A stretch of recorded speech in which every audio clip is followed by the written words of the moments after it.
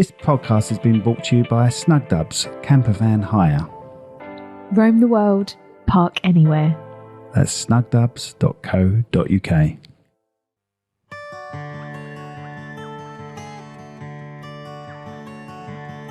Welcome to the Cherrywood Podcast with me, Rachel Burridge. And the handsome and delightful Simon Burridge, which is me. Mate, say mind coach or whatever it is you want to say. Haydn Griffiths, mindset coach. Take 12.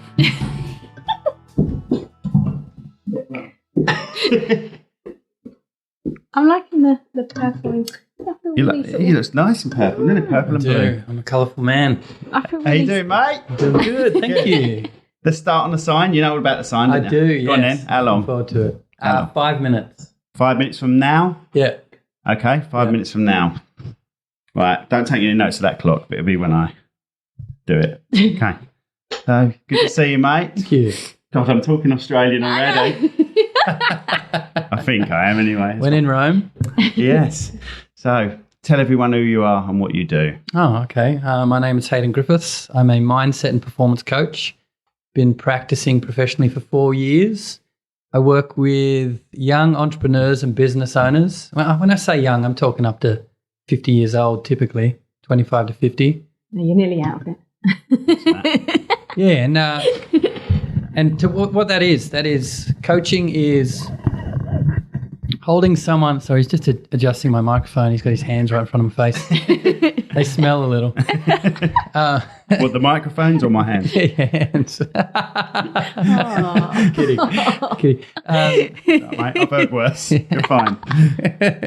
Coaching is discovering and holding people accountable to their dreams and their goals, supporting them, encouraging them, inspiring them. Mindset is dealing with that little internal voice, the one that says who you are, what you can and can't do, what's possible, what's not, that's chattering away all day, analysing everything that's going on. I hate that. Yeah, man, I used to as well. It was my worst enemy. And performance is the specific actions you're taking, what you're saying, what you're doing that's causing all your results. So I work with people they gain a deep awareness of who they are. They get to master themselves and master their life. Oh, yes. That was so That's not far off, is it? That is really difficult. Oh, mate, I think that was even quicker than I thought. And it broke. It's in pieces. Oh, well. I think that's a bit too quick, actually. That's an early one, isn't it? That is an early one. 3 minutes. Didn't last 5 My minutes. spidey senses were tingling. Yeah. Oh, well. Okay, that's brilliant. So 4 years you've been doing it. So what led you to this path? Oh, mate. No, I know. I know. Well, I think the one of the most memorable moments is I was having a shower, 16 years old. And at that point in my life, I thought I was going to die or end up in jail. That was the future I had. And my mindset at that time... Can I ask, why did you think you was going to die as such? Yeah, I started injecting drugs at 14 and drinking at 13 and hanging out with, criminals. And so I saw the future of the criminals. And some of them did die and end up in jail. So And this was over in Australia? This is in Australia, yeah. And so I'm standing in the shower, contemplating my life, as we do. And my stepmother walks in, who I called my mother. She raised me from nearly birth. And she had this DVD case and she's crying, tears coming down her cheeks. And she sat down on the bathtub. And I'm thinking, what are you doing in here? Like, get out of here. You can swear. I can swear. I thought, you're Australian. Of course you're going to swear. I'm going to drop the C word. Yeah, fair dinkum. Just to prove my Australianness. And so she's bawling her eyes out and she says, I don't know why you do this to yourself. You've always been a good boy. And that hit, that like, whoa, what if I am a good boy? What if I'm not this worthless piece of shit that I think I am? What if I have a future? What if these teachers who've told me I could be something were right and who I've told myself I am is wrong? And if I do die or end up in jail, then I've not only have I wasted my life, but I've let everyone down and I've wasted this potential. And that little shift in mindset was enough for me to stop hanging out with those friends, stop injecting drugs, I kept drinking. Drinking's been the bane of my life. And you were 16? 16. So you did 2 years of drugs? Yeah, heavy drug But use. that mindset for a 16-year-old, I mean, I know when I was 16, I wouldn't have even thought of, I wouldn't have considered being like that, thinking to myself, I've got to change. You just sort of, at 16, that doesn't even contemplate in my mind. I was just young and... Right, this is a podcast. Talk down the fucking mics. All of you. Okay. Getting on my tits. Yeah, sorry. Rookie error. And she should know. It's like a 7th, 8th bloody one. She's getting on my nerves. Got it. Sorry. I can't... Sorry. My eye movements clearly aren't telling you. Look down the mic. I had to just come out and say it. Sorry, everyone. Sorry. He's swearing. I'm swearing. Go on, carry on. Yeah, so mindset. I'm proud of the mindset he had at 16 I'm looking away from the mic. I'm proud of the mindset he had at 16 to actually think that... positively, almost. Well, maturely. Yeah. Maturely. Mature. I don't think I was conscious of it, that I was creating it. It happened as a response to my mother's stand or So I suppose persistence. that stood in, stuck in your head as such, and sort of you just go back to that image and just think, no, I'm not going to do this, I'm not going to do this. Yeah, sort of I thing. kept thinking, what if I am a good boy? Yeah, what? Wow. Yeah, and that was the beginning of it. But it didn't, it took another, so that was 16, and I didn't become a coach until around 30. I didn't even know coaching existed until the year I became a coach. Wow. Right. Yeah, like I was, from 28, I was climbing trees. I was an arborist, chainsaw and ropes. That was a fantastic, dangerous, exciting job, well paid. Did you say up until 28? Yeah, and then I thought, I don't want to use my body anymore. I want to use my brain. But I didn't have a degree, didn't go to university. I barely went to school. I was too busy getting high. So I thought I was a bit lost for a couple of years, really what is wrong with me? What am I going to do with my life? I got a wife. We want to have kids. How am I going to make this all work? I know I'm intelligent. I know the potential's there, but where can I utilize it? Can we go back a little bit to before you were 14? So can I ask what happened with your mum? Your real mum? She died not long after I was born. So I was in the womb, and they found a spot on her back, and it was a malignant melanoma. And so they induced my birth and got her straight into treatment, but it was too late. Yeah, killed her. Left my dad with 2 boys under 3 and a mortgage. Yeah, Right. that was tough. Yeah, I can imagine. Yeah. God. So with having 2 boys under 3 and a mortgage trying to bring you up, you were able to just do your own thing, and that's how you got into it? No, when he remarried, he met Wendy, thank God. He met Wendy, and she just, day one, stepped in and said, yep, these are my sons. That was it, and raised me as if I was her own. So I knew no different. When I was 9 years old, I decided she'd never be my mother. And so I started, Rebelling. Yeah. You'll never be my mother. You're not my real mum. Right. Yeah. Based But on I something think- silly that she told you off about, I imagine. Well, my grandpa told me off. So you should respect your mother. You have no idea how much work she does for you. And I was like, F you. And then, you're not my mum. You ain't my mother. Yes, I am. Sorry, as an EastEnders line. Yeah. Oh, right, wow. okay. I think when I was, this is so silly, but when I was about 4 years old, I decided I'm not worthy of my family's love.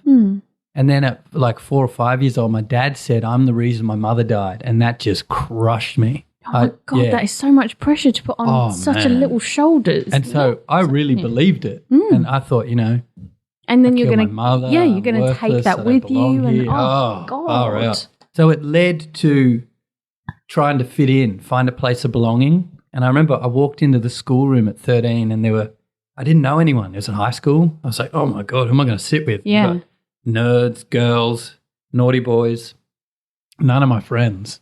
And the naughty boys at the back said, hey, Haydn, come sit with us. And I thought at that moment, fuck it. Let's see go what for happens. it. And I just became reckless. Oh my I would do anything. So my friend Aaron said, Because they're giving you attention for doing it.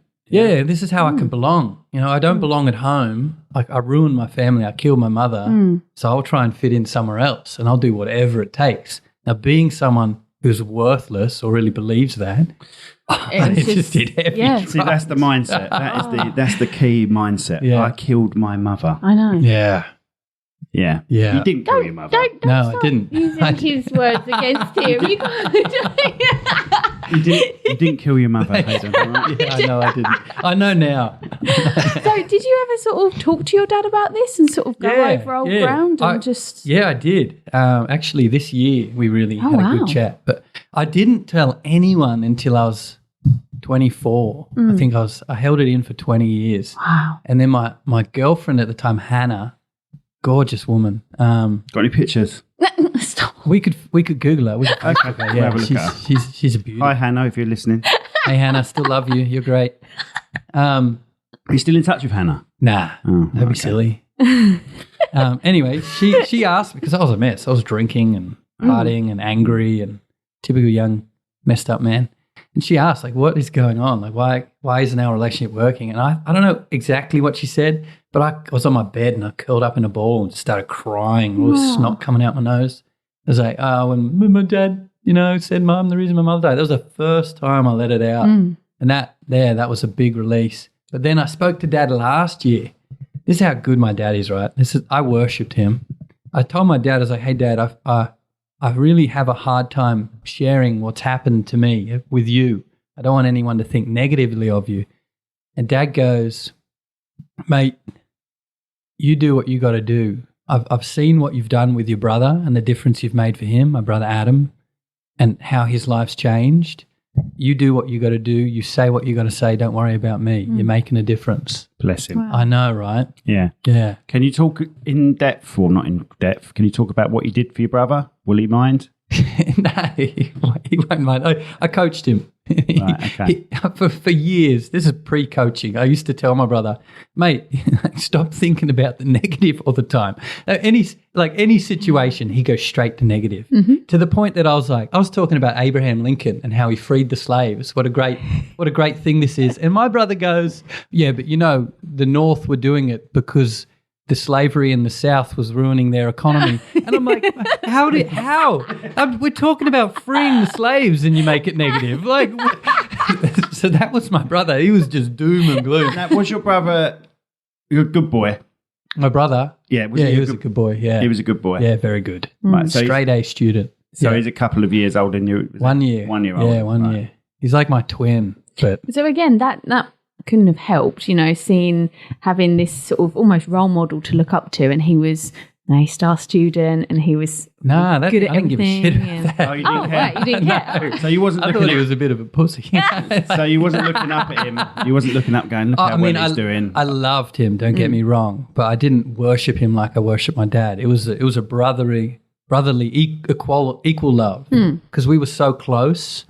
It wasn't like I looked up to him. We were eye to eye. When we fought, it was a fair match. Right. Yeah. Okay. And was it, no, and this is going to sound strange, was it nice to have that same shared experience with him, the loss of your mum, that you can actually relate to him and say, we've both been through this, we can both deal with this together, that sort of thing? We interpreted it different ways. That was right. So he did some training as well, and he saw that when he was about 3, and we were at my mum's funeral, and it's amazing that we can remember this far back. Yeah, he was 3 years old. He's at Mum's funeral, and he walked up to Dad and he said, "Hey, Dad, where's Mum?" And Dad goes, "She's in the ground, mate." And he's like, "Well, that ain't right." So I'll go ask someone else. And he went and asked this lady, and he goes, "Excuse me, where's my mum?" And she goes, "She's in heaven, mate." And my brother goes, "Well, I trust both these people. They're both and adults. They're telling me different this doesn't make things sense." So he thought, I got to figure this out. If I don't figure this out, who's going to love me? So who he became in that moment was he needed to have everything in life figured out, right, or he wouldn't take action. He would put things off and put things off. Whereas I became almost distant from the family. So I became, well, if I don't fit in here, I've got to find somewhere to fit in. So we interpreted it in a different way and became different people. Yeah, from that. Amazing, isn't it? Do you still speak to him now and still in contact with him a lot? Like every week. It's I great still coach him. It's great that you found the core of what the problem was. Yeah, it's in there. We've all got it going on. Just finding it. Yeah, just got to find it. Needle in a haystack. And that's the thing with so many people today. They are almost in denial, aren't they, of all these problems they have. They don't actually sit down and say, let's address the issue then. Oh, it's very uncomfortable. Just pushes it away. Yeah, and they do. Oh my, sorry. Well, some people don't end up with such a horrible mindset, and some people end up with a mindset that really works in our society, like is very effective. Most of us, though, don't. There's things that are lingering in the background that are holding us back. We're unaware that they're there. Yeah, but when you find them, you can remove them. Now, I used to think I killed my mum. Like, I really believed that. Whereas now I know I didn't. Now I know I'm lucky enough I had two mums. I had a mum that gave birth to me and a mum that raised me. And that shift in mindset is going from blame to gratitude. And it's a very different experience that comes with it. Yeah. Wow. So would you say that everyone could go through mind coaching? Oh, that's a good question. I don't want to put that on everyone. I mean, everyone could. Not everyone needs to. Not everyone will. Everyone could. I would love to see it if kids were educated. If we get in early and teach them the basics, we can eliminate so much that is going to happen through their life. Even with what's going on at home and stuff like that. I agree with you completely. Yeah. Do you do children? Yeah, I do work with kids. Yeah. They're actually easier to coach than adults. You've got less junk. We should give him Ted and deal with him. Oh. Yeah, I've dealt teenagers with anxiety. One conversation, gone. Wow. Yeah, there's so much less going on for them that it's usually one or two things and then that's it. Yeah. Whereas when the older we get, the more junk we accumulate. Absolutely. Then the more attached to our own identity and beliefs we become. I mean, our daughter, she stresses over so many tiny little things. And I do have to say to her, don't worry, in 5 years, 10 years, these little things aren't going to matter. Yeah. And she sort of sits there and goes, oh, okay then, yeah, I sort of see where you're coming from. I say to her, look, I promise you, they're so insignificant that you won't even remember them. So don't put all your worry and all your stress and anger into this issue when it won't mean anything. Which easier said than done when you're that age. Oh, absolutely. You think the world is ending.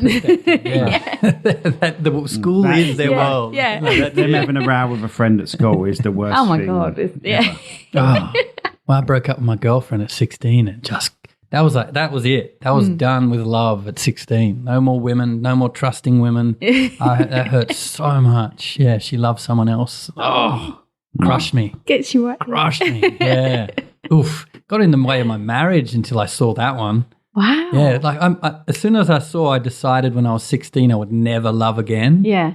And then I looked at my wife and I was like, oh my God, like you're beautiful. How did I not see that before? Oh. Yeah, it was instant.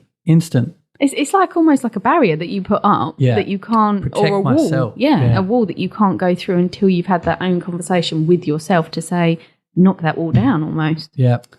I could do Very this. good. Be a coach. So let's have a Hayden work on you for a bit. Shut up. No. No. Is there anything you want to chat about? Anything you want to chat about, Rachel? I need a couch. I feel I need a couch to lay down. I'm not a therapist. He just gives me a phone. That's all he does. Once a month, on every Monday, phones me. I don't want to see you cry, mate. Every Monday, I'm in a good mood. Ring him up. Then I realise how fucked up I am. Don't say that. I'm joking. I'd agree. No, I'm joking. It hurts to see ourselves clearly sometimes. Yeah. And I'm still, what are we on? Like week 5 together? That sounds like something like that. You're dating. We're dating. Yeah, he keeps saying yes, so it's similar. And I love it, Aidan. Oh, thank you. I love it. It has made a difference. And like yesterday, I had a bump in the road, didn't I? I was a bit more positive the week before, wasn't I? But yesterday, for some reason, felt worthless. I wasn't happy in my marriage. Maybe I shouldn't mention this. No, I'm joking. But yeah, yesterday I had a bit of collapsing confidence, maybe, something like that, I would say. But he helps me have perspective. What did you see? What do you mean? What did I say? What did you come away with from the conversation? That most of... Are you going to cry? No. Oh, right. I thought we were going to note down the time that Simon starts crying. I cry nearly all the time. But what did I say? I saw that when I was saying I was getting feedback from others, it's actually feedback from myself. Oh, life's a mirror. Beautiful. Can you open that up a little bit more? Explain on that a little podcast? bit more? Nah, not on a podcast. Oh, you don't like it when it's the other way round, do you? I don't know. Yeah, I don't know if I can open it up a bit more on You here. can, go on. Give it a go. Just give it a go. Go fuck. Come on. Right, I can't make next Monday. That's Christmas anyway. He's sitting by the phone waiting for you to call. Where's Like, Haydn? he hasn't called me today. It's because of the conversation last week, isn't it? He doesn't like me anymore. All right, let's skip me now. Anyway, I do highly recommend people contacting you. I really do, because I didn't think I needed it until I spoke to you. Well, maybe I did think I needed it. I've had counselling in the past. I've been counselled. I know, but I've been counselled in the past. Yeah. It's better than that. Yeah. If I'm honest, we go for the jugular. It's better than that. muck It's better around. than counselling. It is better than counselling. I find counselling just sort of sits you down and doesn't deal with the problem as such. I think it's more of a tell me your problems, and then it's sort of like, okay, go and work on them. It doesn't really. It's more of a okay, this is the problem, and not how to fix it or how to think in the right way to fix it. Almost. Look, I think. I'm not saying counselling is bad at all. No. And counselling, once again, shouldn't be giving you advice. And Haydn doesn't actually give you advice, do you? You just make us Really? think about things in a different way. Yeah. That's all it is. Change our perspective on why we think that way, which is similar to what counselling is. Yeah, it's. Yeah, I think as a coach, we come from responsibility. We're fully responsible for everything in our life, even the stuff that we don't like and that isn't working. And we hold you accountable to that. I'm not here to dance around your feelings. You know, like Exactly. you're going to own your shit. Yeah. And that's where you're going to have the breakthrough. No more excuses, no more blame, no more complaining.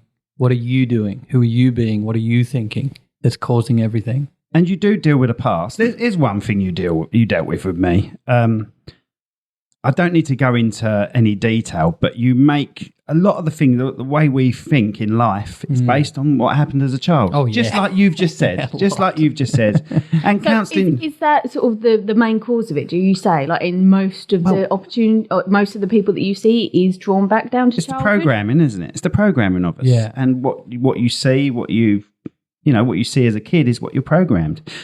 You know, when you're born and your parents say there's a God, you go, okay, I trust you completely. There's a God. There's a God. No matter what religion, I'm not being, knocking any religion, but if you're born and you're told there's a God by the person you trust and love the most, sorry, I'm cleaning my glass at the same time, then you'll believe it. And it's the same with everything. It's not just that. Anything you experience as a kid, that's locked in until you dislodge it. Yep. And what I was doing without even realising, when stuff was affecting me, and I can't even remember what it was now. That's how insignificant it is now, thanks to you. You made me look, you asked me, how am I seeing that past? Am I seeing that past through the eyes of the kid, or am I standing at the room watching that kid, observing what's going on? And all the time I was in the eyes. I was back. Yeah, I was do that a back lot. in the eyes of the kid. Yeah. I was the kid sitting there, struggling to read in the classroom. So that makes you now, as an adult, anxious and No, afraid or such? I don't know. You've really thrown a curveball there, Rach. Sorry. Doing good, mate. Thanks, Yeah, mate. you're doing good. So I was struggling to read as a kid, and I was still that kid. When I think of it, I'm still that kid in the classroom looking around, and there's all my mates, and I'm making jokes to try and get over the fact that every time I read a line, I will go to read the next line and read the same line again. I could read every word in the book, but I couldn't see every word in the book.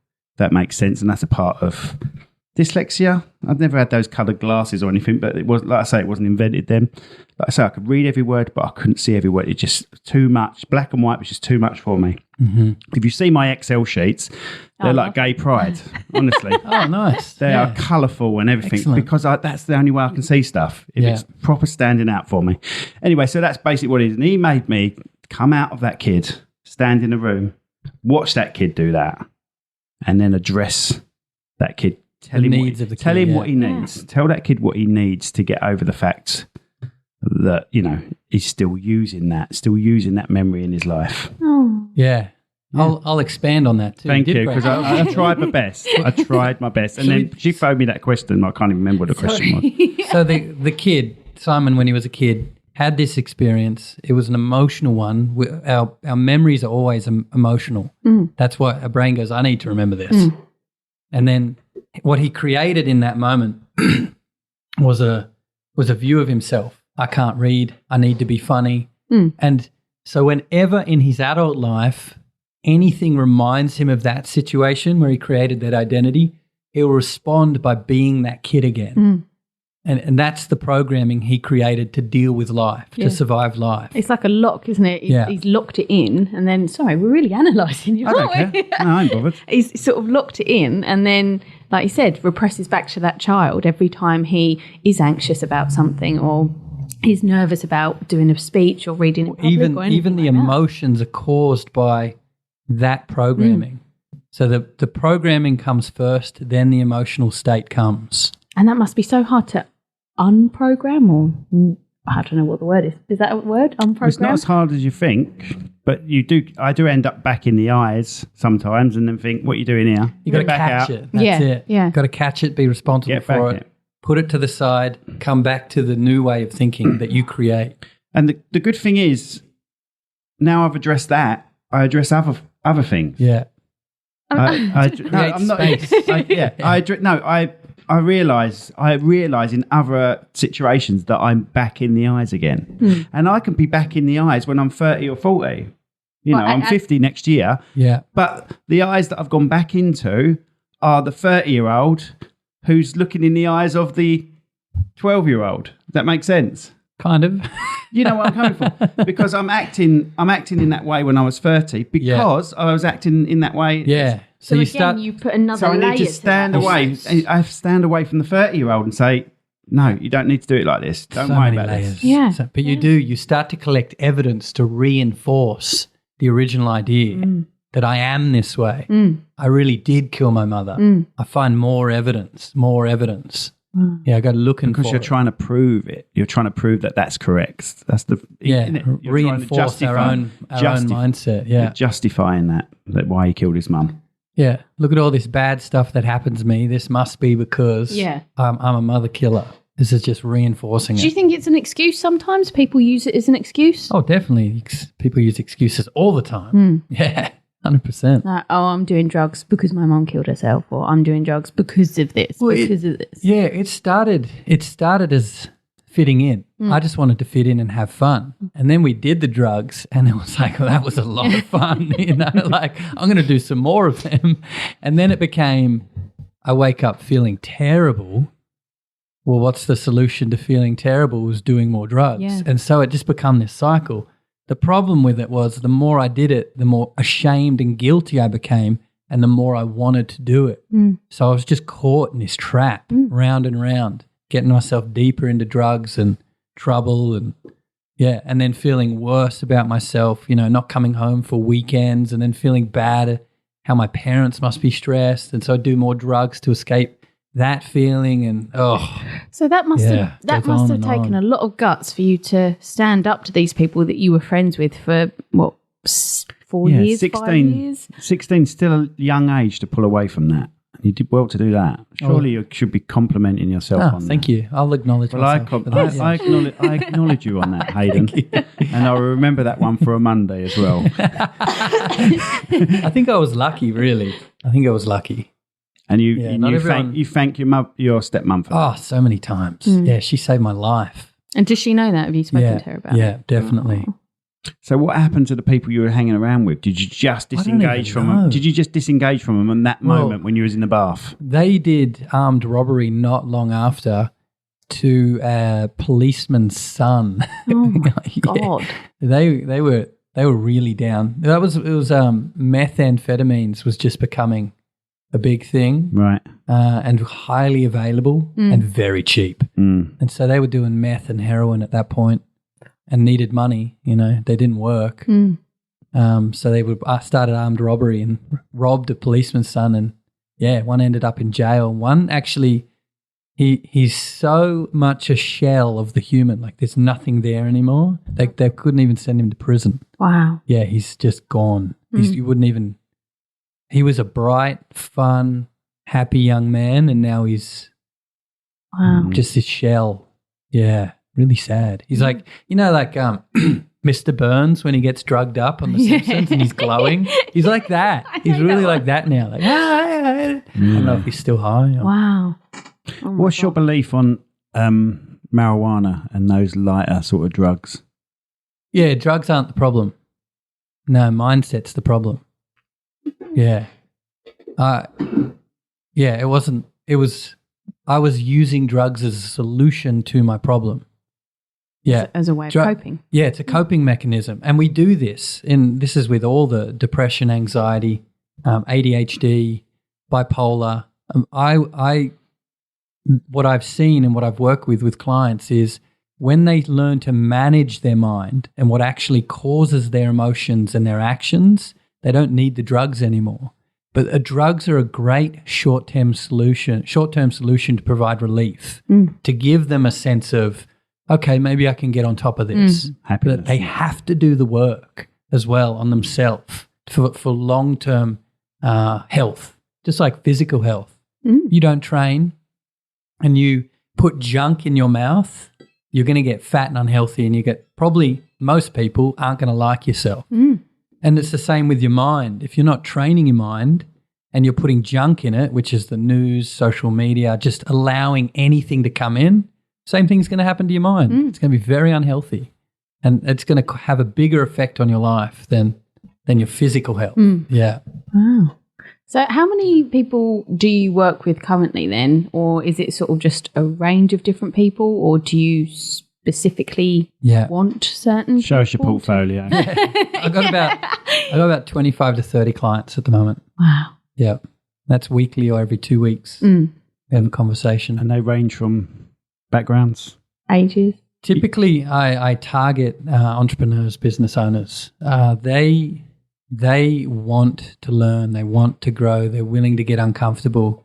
The jump, and most people understand this, like the jump from being a student to employee takes a shift. You've got to be on time. You've got to be responsible. You've got to be accountable for yourself. You start to earn money. You've got to learn to manage money. The jump from employee to self-employed or self-employed to business owner is similar. If you go from employee to self-employed, you got to learn sales, you got to learn marketing, time management, responsibility, accountability to a whole new level. The people who are willing to take that on are often looking for someone to guide them. Because that's an uncomfortable jump. Oh, yeah. I mean, we've had that, haven't we? Yeah. And so they've got to be willing to get uncomfortable.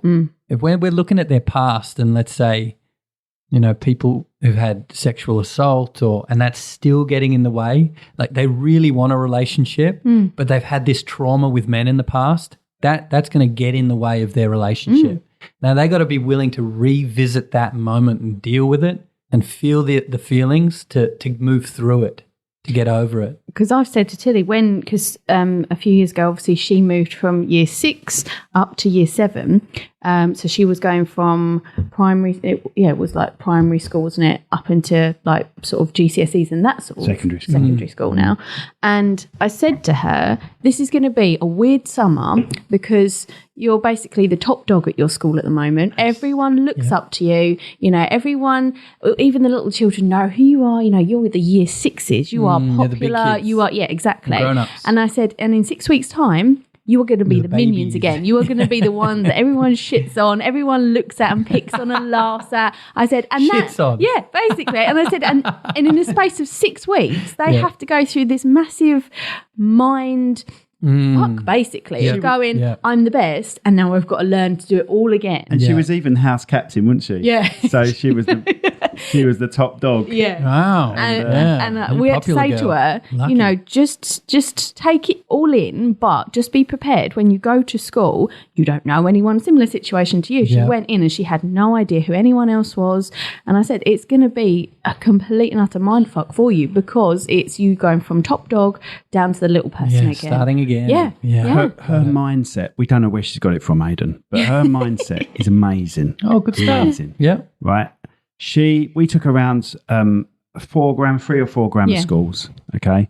And we said, you can choose any one you want. We didn't put our opinion across. We just let her do it. We just kept She quiet. chose the grammar school she wanted. None of her friends from her previous school in it. Wow. And she's got good friends at that school. And she just Excellent. said, She said it's better for my education. What 11-year-old says that? She'll come home. Wow. She'll come home from school and we don't have to nag her about her homework. Straight up there does her homework. See, some people just She's straight A. great mindset. She's totally fit in and suited for She's society. straight A student. Brilliant. Straight A student. Good And for her. I just think the early mindset we gave her, it's going to sound a bit weird, but when she was little baby, from a baby to like 2, we used to have baths together, didn't we? And I used to get those spongy sort of writing things that you stick on the tiles. Yeah, and we got she them. was reading words, mate. She was reading words from 1.5, something like Oh, it genius. just clicked from her to the point where we was making her read swear words. Yeah, I bet you And we were clapping.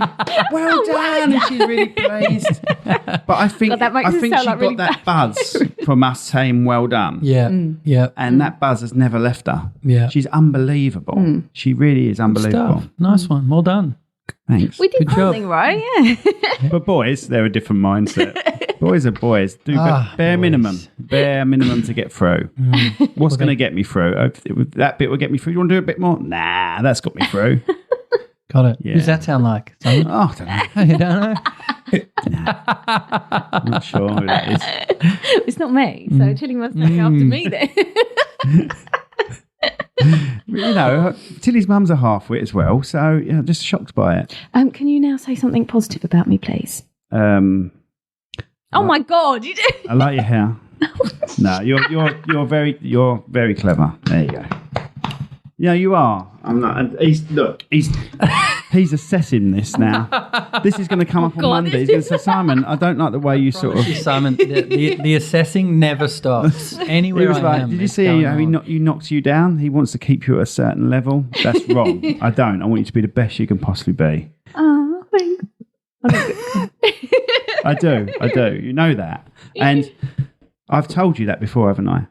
Yeah, you tell me that all the time. You've been stuck in jobs that I'm like, you're too good for this job, Rach. You're too good for this job. Oh. And now you're in a much better job. You're much happier, aren't you? Yeah, I love my job. Yeah, I have my moments. let's just stop bigging me up. He does. Every time he sort of says something negative towards me, I'm like, I'm going to tell Haydn. And he's like, shut up. I got it. We got a theme here, Dewey. Haydn, I really do think you should have a session with Rach. Not like that. I think you should have I think you should. Not here, obviously live, but it's not live. Live would be fun, though. Oh, God, no. Fun. I think we should get you in. If this podcast gets more popular, I think we should have. If this podcast gets more popular, we should have you in quarterly and have people send in questions for you. Would you like that? Oh, sure. Yeah, that'd be fun. Yeah, Okay. I'm down. I like therapy. We have to put corks. We have to have the hats with corks on. Where in got one Australia here. were you from?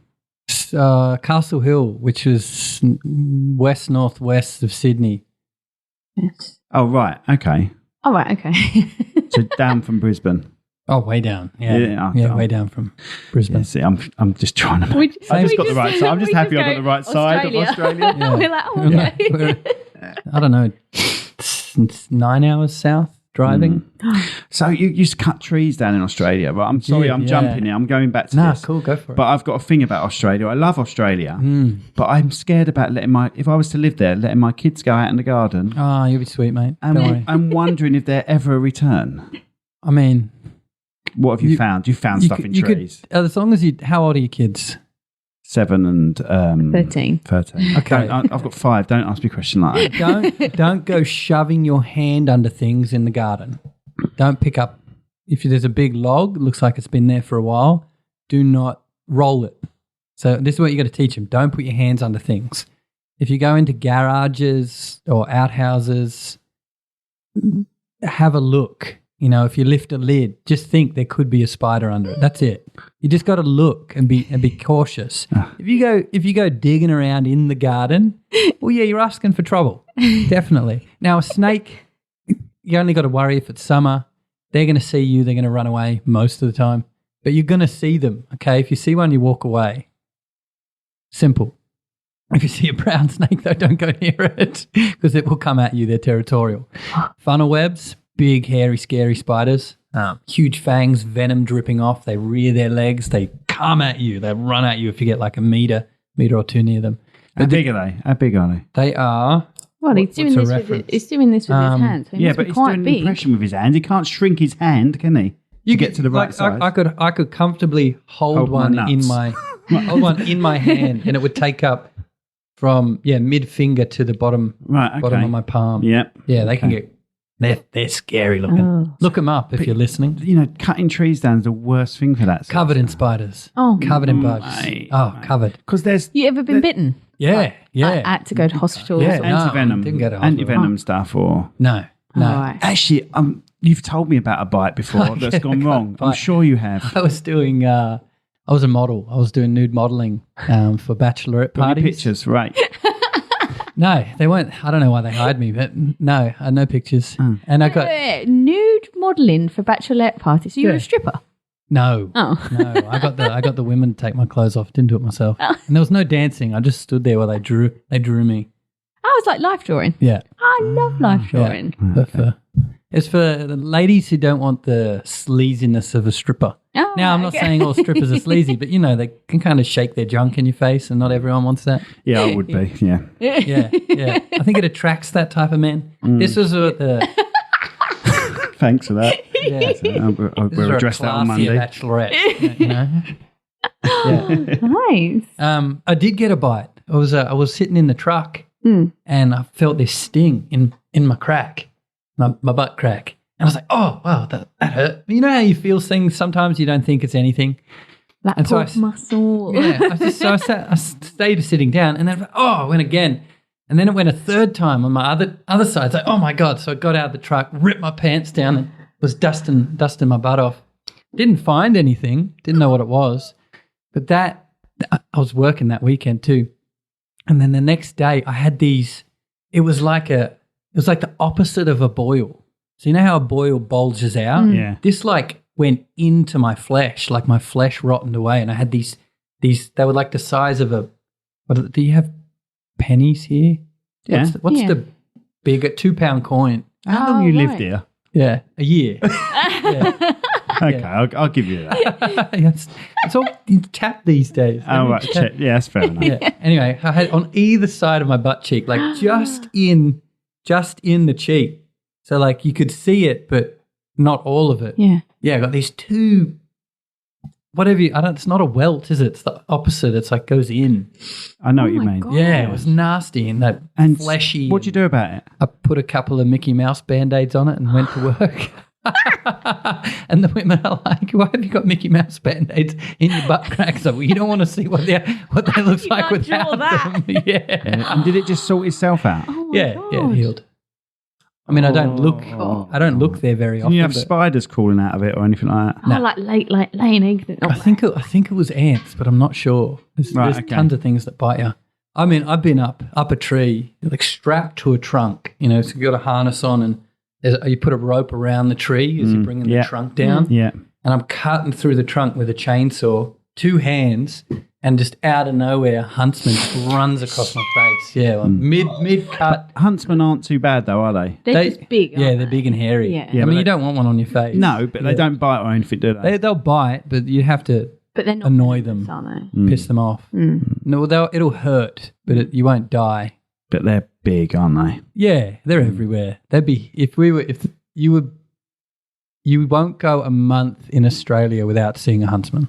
See, I saw one when I was out there, and I was in the it was like a garage/gym, and I was on the treadmill, and I looked up, and I was like, "What the hell?" And then I went, They just "I'm sit just there, gonna look go at and you." lock the door." Yeah, they do. Huge. It was literally like the size of my hand, and I thought, right, if I run now, is it going to chase me? I'm on my own.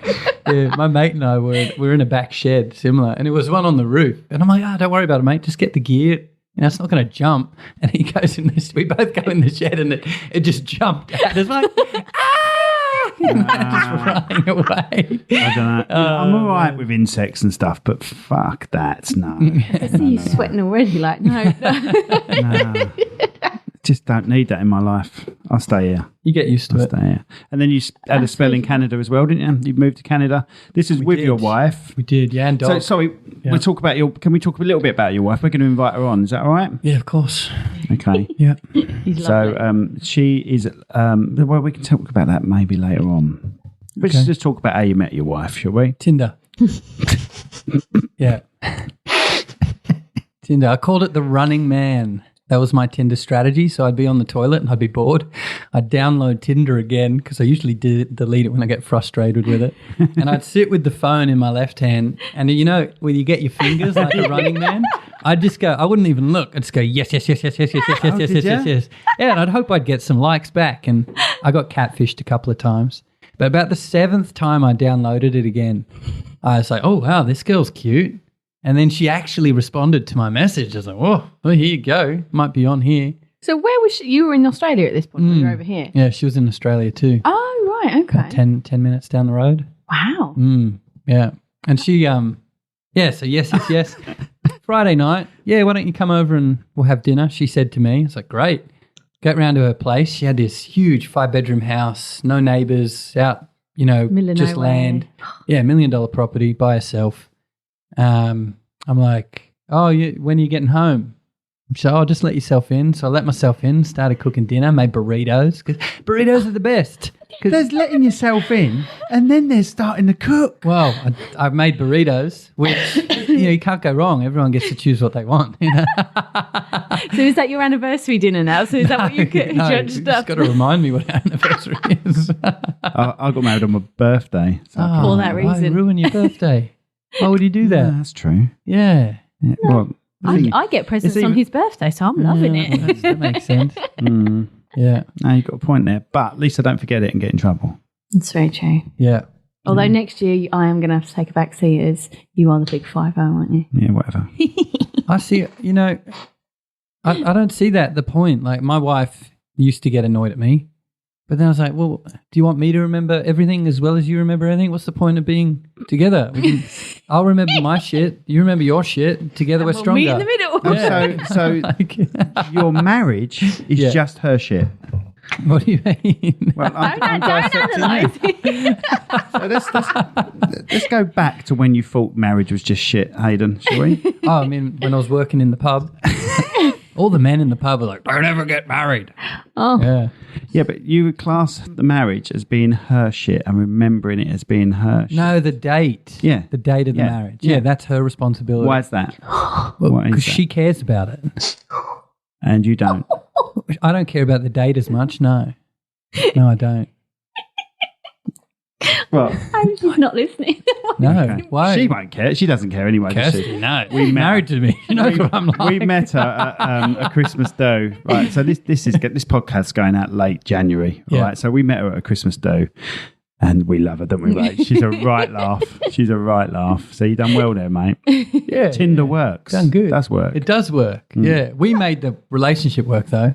Tinder just connected us. Yeah, of course. Yeah. Oh, God. He's dissecting me just saying that. He's already corrected me. Hey, words start wars, mate. Imagine doing that in this country, though. Because obviously you were very And she was very trusting of you. You were very trusting of each other to be able to just say, yes, go in, help yourself, cook. She was a slut.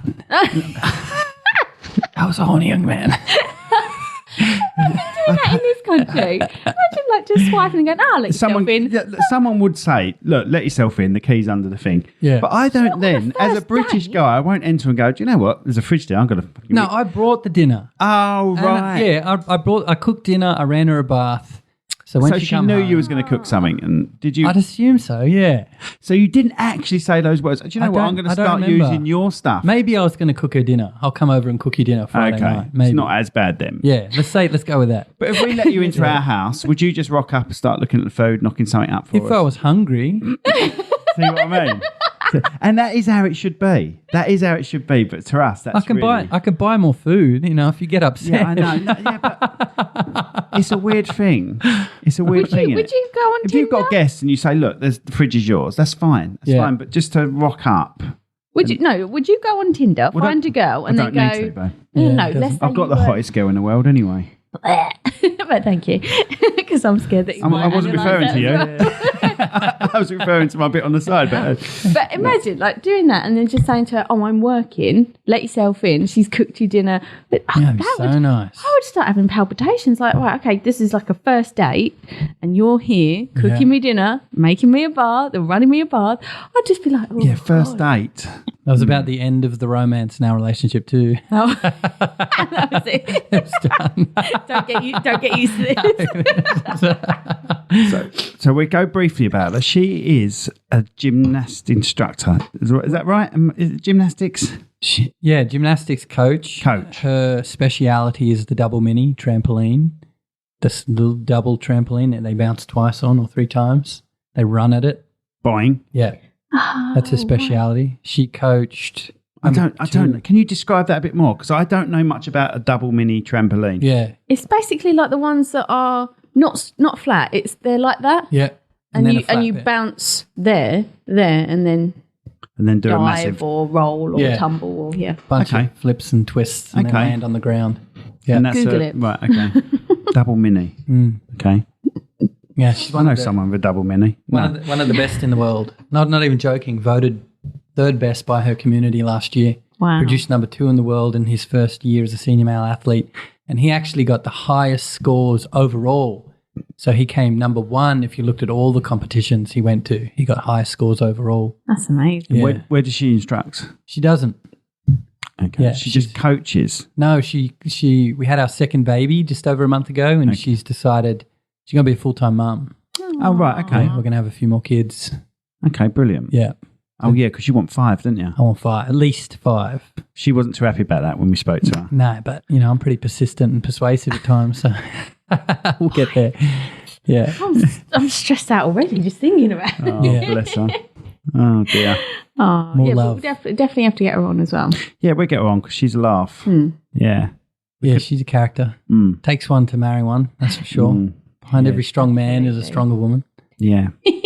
Brilliant. Or an insane one. Oh, proper insane. Yeah, for a long time, I fully thought she was a psycho. That was my mindset. Really? When we first started dating, this is like 3 months in that house where I originally met her.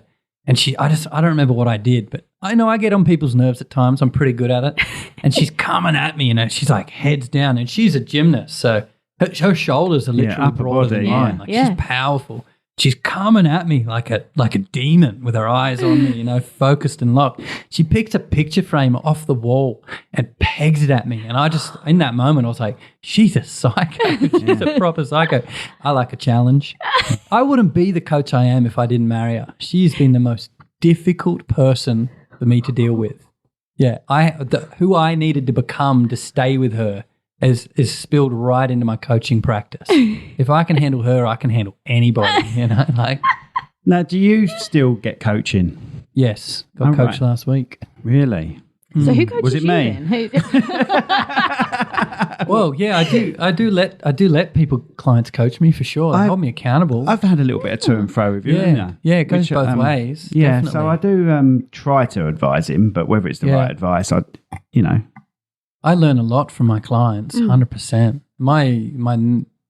I'd say my number 1 client, Kip Clare, it's very much a synergistic relationship.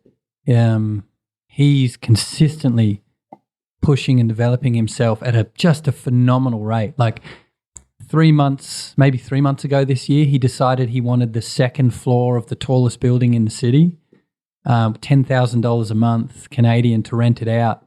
And he's been working out of his home. So he doesn't have 10 grand cash flow to invest out of nowhere. So we came up with an idea that he would divvy up the space into 20 different office spaces and then rent them out to different business owners in the town. Oh, He's got city council in there. He's got mortgage company. He's got like 20 different, and now he's making a profit off that office. He's got 4 offices for himself and his team, because he's growing his team this year. And now he's making $500 a month off this space, and he's seen as the guy who pulled it all together. Wow. Yeah, just a phenomenal young businessman, younger than me. So it's just having that idea and having the guts to roll with it, really, I suppose. The guts is in if you imagine you have your dream or your goal, and then there's where you are, who you are, what you're doing currently. There's the gap between who you're being, what you're thinking, what you're doing, and who you need to be, what you need to think, what you need to do to be the person who has those dreams come true. Mm-hmm. Kip, what's phenomenal about Kip is, there's a very real distance and learnings and breakthroughs and breakdowns you need to go through to get to that point. Old ways of thinking and being removed, old identity, new ones created.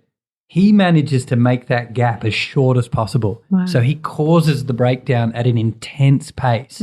Like his breakdowns are intense. So he'll be like, internally just in turmoil, dealing with his old identity, creating the new one, but in such a short period of time that he causes rapid breakthroughs in his own life. Wow. Yeah, just a top performer. Does he have children? Not yet. He's getting married this year. He found the love of his life this year. He's getting married next year, and they're planning on having kids. So you're going to tell me I'm using this as an excuse because I just know the sort of person you are. Okay. But a good coach. I had kids at a young age, and I feel that has stopped me taking It's risks. a mindset, yeah. Yeah.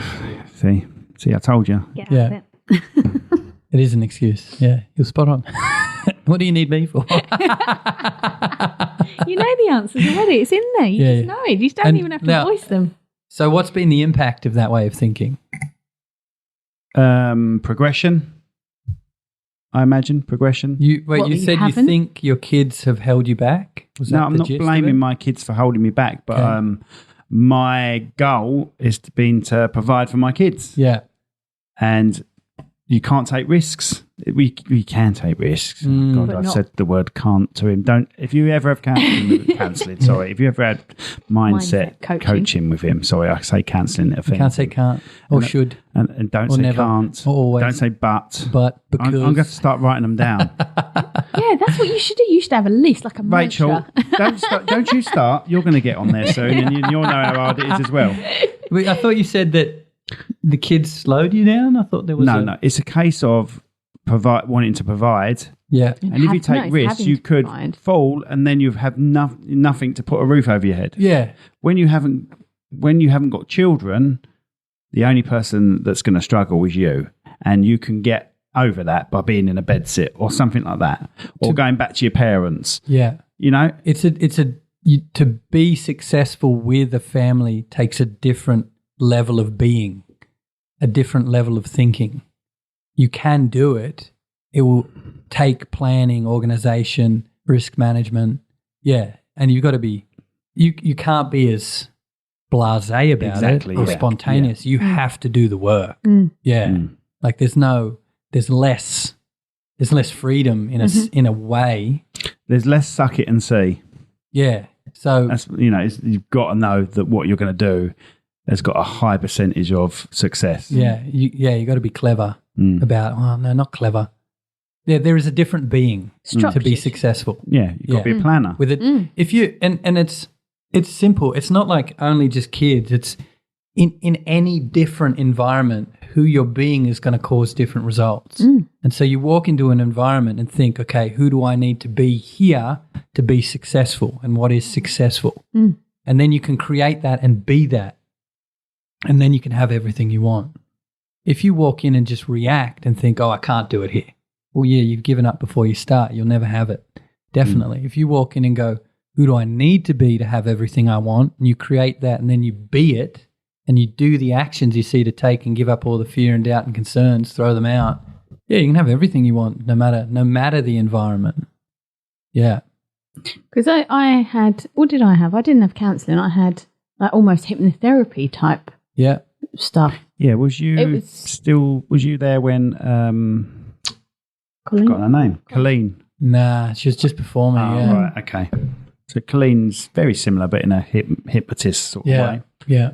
But again, she got you to go to the kids' eyes, look through your eyes. Yeah, and give my child self a cuddle and stuff. But again, you went to her. I'm being really horrible now, sorry. You went to her with a negative mindset already because you went, this stuff doesn't work on me. And already it's put that mindset in. You had a block. Don't get me wrong. I enjoyed it and it was relaxing and... It didn't work the way it worked on me, did it? No, I don't know if I had a defence up. I love Colleen. Yeah. I love Colleen. You were open to it. You were looking for something, whereas you were closed to it. You were shutting it out. I think it's that, I've known people to go to like a Paul McKenna show and be hypnotised. Yeah. And they swear that they were hypnotised. You've had your hands closed together before. And you've been on stage at Paul McKenna, haven't you? Darren Brown. Darren Brown. You got to be willing for it to work. Yeah. And for me, I'm like, well, do it then.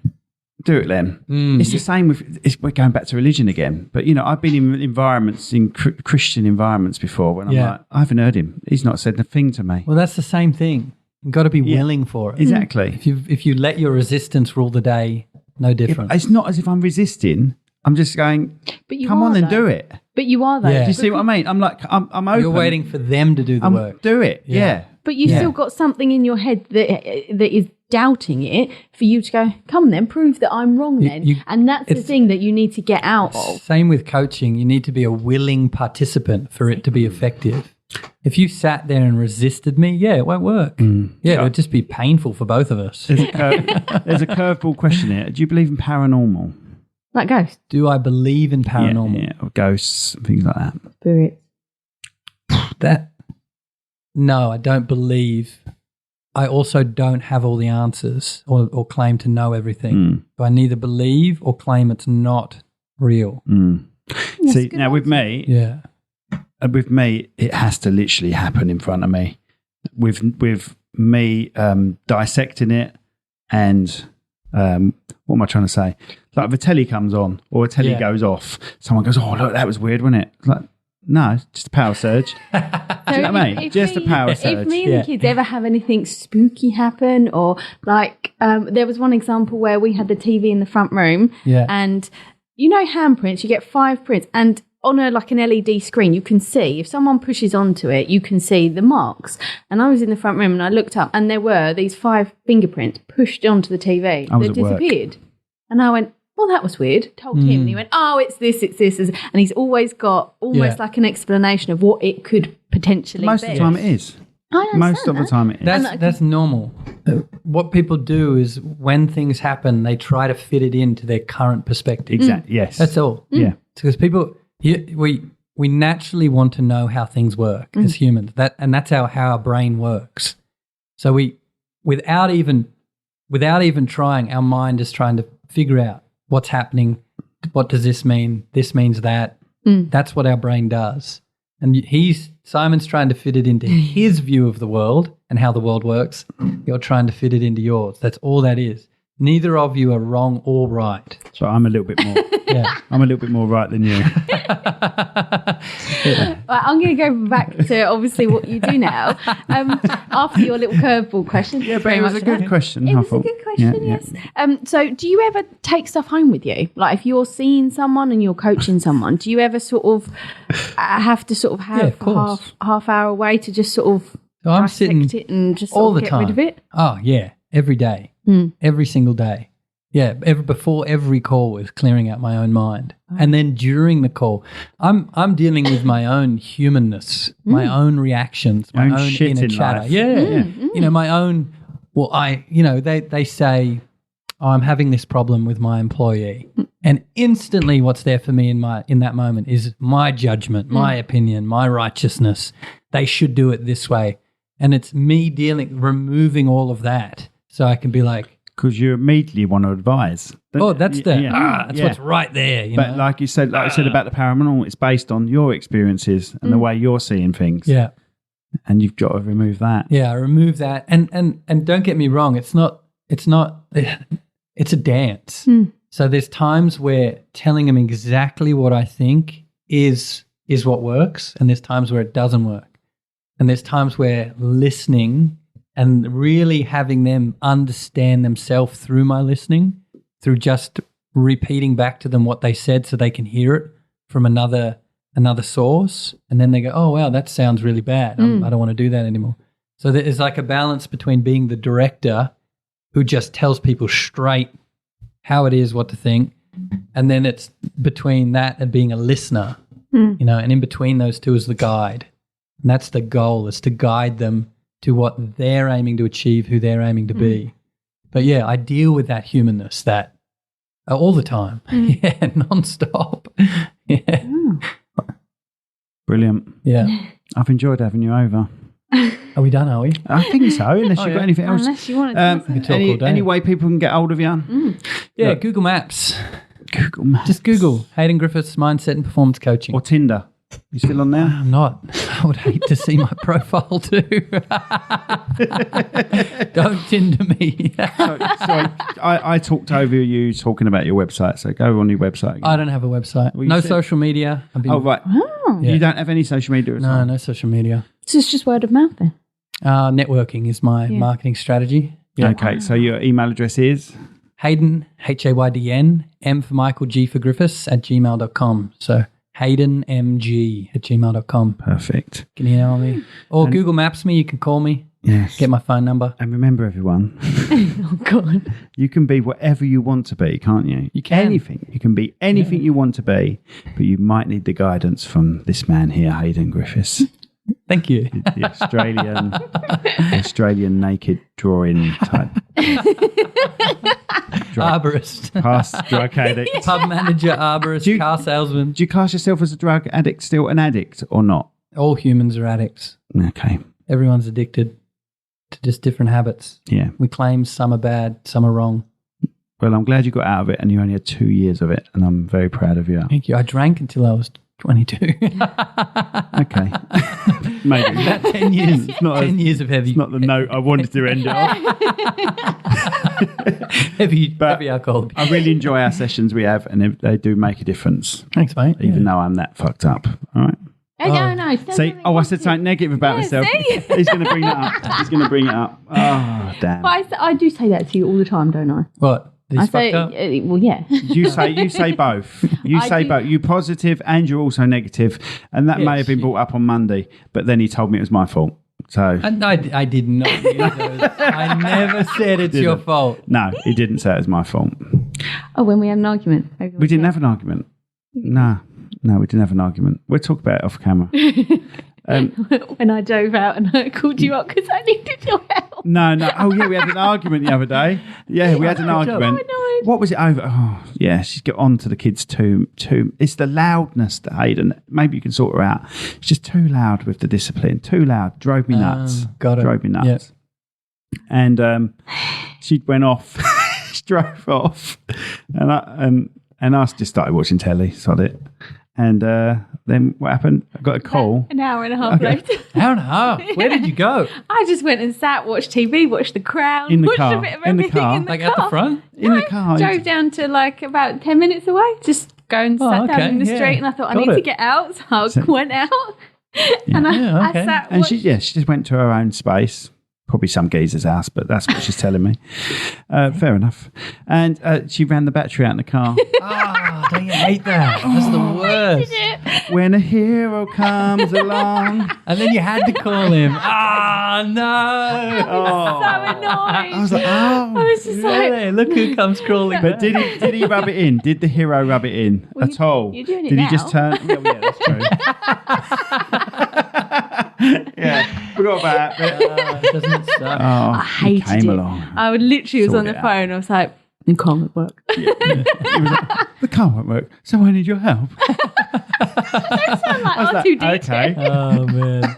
It's the C3PO. Oh, yeah, that one. Yeah. R2D2 is bleeps. Yeah, C3PO. I hated it. Absolutely hated it. Anyway, sorry. That was... we've done a nice little goodbye and then we talk bollocks again for a bit. Well, we haven't even got into relationships. We'll have to do that next year. Yeah, let's have you back. Oh, God. We've got to have him back. We should do some sort of on... Are you happy to do a little bit of counselling, a little bit of coaching? Sorry, I do Yeah, who are we coaching? Us two. Oh, together. Yeah, that'd be do great. a joint coaching session. Yes, I'd love that. That'd be so much fun. We'll do it. I'm sweating already. We'll do it. And if you've got any questions for Haydn when we have him back, then let us know. Just put Haydn Griffiths in front. Haydn Griffiths to info@cherrypro.co.uk. Yeah, anything you're dealing with, anything that's not working in your life, we can have a look. And if you have trouble getting hold of Haydn, go through us and we'll put you onto him. Yeah, that's right. Okay. Cheers, mate. Thank you. Boosh. Great to be here. Boom. Thank you.